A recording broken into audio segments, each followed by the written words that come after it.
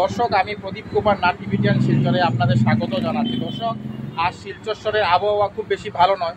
সকাল থেকে শিলচরে অনবরত হালকা হালকা বৃষ্টি পড়ছে।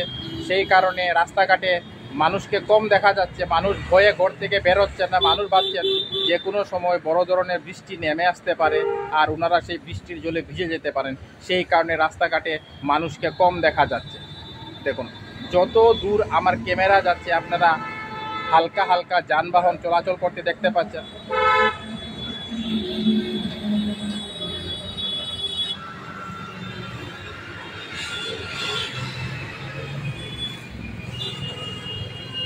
আমি টিভিটিয়ান শিলচরের পক্ষ থেকে প্রদীপ কুমার ভাবলাম যে আজকে আমি শিলচর শহরের আবহাওয়া খারাপ থাকার, সকাল থেকে অনবরত বৃষ্টি পড়ার এবং রাস্তাঘাটে মানুষ কম চলাচল করার সমস্ত খবরাখবর গ্রাউন্ড জিরো থেকে তুলে ধরার চেষ্টা করব, যাতে সমস্ত শিলচরবাসী, কাছারবাসী, বরাকবাসী ওনারা ঘরে বসে সমস্ত খবরাখবর নিচ্ছুকে দেখতে পান এবং জানতে পারেন। কোনো চ্যানেলেই খবরাখবর করে নাই, তাই টিভিটিয়ান শিলচর ভাবলো এটি মানুষের উপকারের খবর, তাই আমি খবরাখবর করতে বাধ্য হয়েছি।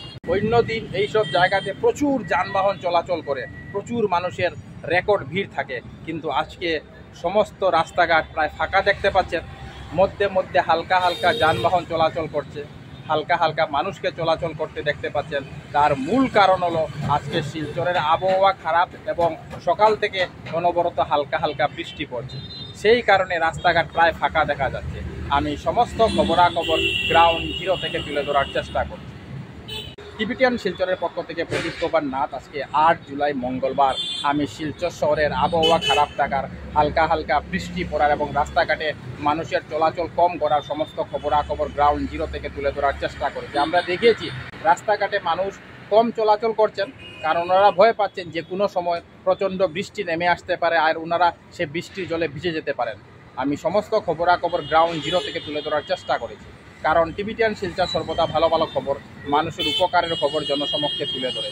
ধন্যবাদের সহিত টিভিটিয়ান শিলচর প্রদীপ কুমার নাথ। ধন্যবাদ।